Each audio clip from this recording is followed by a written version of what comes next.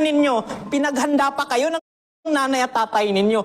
Tandaan ninyo, itong baon na to, hindi lang to baon. Yung pagmamahal, yung pera, sakripisyo na meron sila pambili ng bigas na to, yun ang laman nito. Sadyang hindi nyo lang nakikita. Minsan magrereklamo kayo na wala kayong ulam. Ang tanong ko, nakita nyo bang kumain yung mga magulang nyo para lang mabili ito?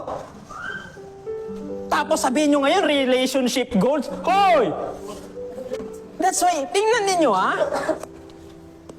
kung bawat bagay na tinitingnan ninyo o tinatanggap nyo sa pamilya ninyo, sa nanay o sa tatay mo, o OFW man yan o hindi, malayo man yan o hindi, kung titingnan nyo na yung mismo binigay niya, hindi lang basta pera, hindi lang basta baon, hindi lang basta damit, papasalamatan nyo sila.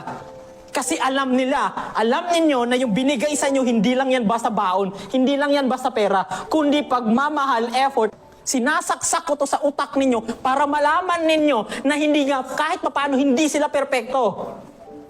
Pero kung papansin ninyo kung ano yung binigay nila sa inyo, kung marunong lang kayong magpasalamat, kahit papaano, sobra yung binibigay nila sa inyo. Pero ang tanong ko, alam nyo ba kung paano nila nakuha to?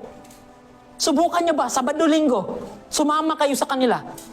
Pero hindi, uunahin sino? Si barkada, si jowa. Tapos ngayon magagalit kayo sa kanila.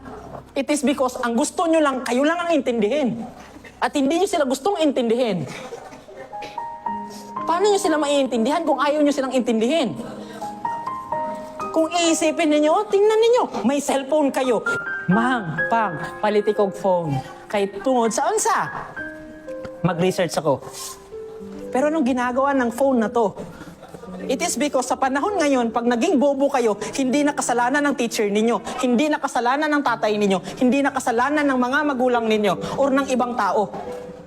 Lalong-lalo na pag may cellphone kayo. Bakit? 10 peso lang ang kailangan mo. Kahit 5 peso nga lang, malalaman mo kung ano yung gusto mong malaman. Maybe hindi lahat, pero kung may gusto kong malaman sa subject na meron ka, pwede mong matutunan.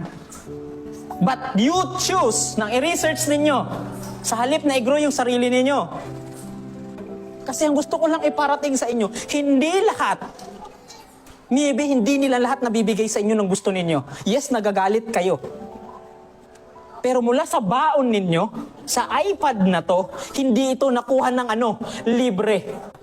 Pero dahil kahit papano hindi kayo marunong magpasalamat, hindi kayo marunong mag-appreciate, ang tingin nyo sa kanila, sobrang sama nila. Kulang na kulang sila. Pero pinapaalala ko sa inyo na please naman, isama ninyo sa pangarap ninyo ang tatay at sa kananay ninyo, hindi yung jowa ninyo. Kasi itong jowa ninyo at iniwan kayo, babalik kayo kanino? Sa family ninyo. Kahit anong gawin nyo dito, paminsan, hindi halos lahat. Pag nasaktan kayo, sila yung tatanggap sa inyo.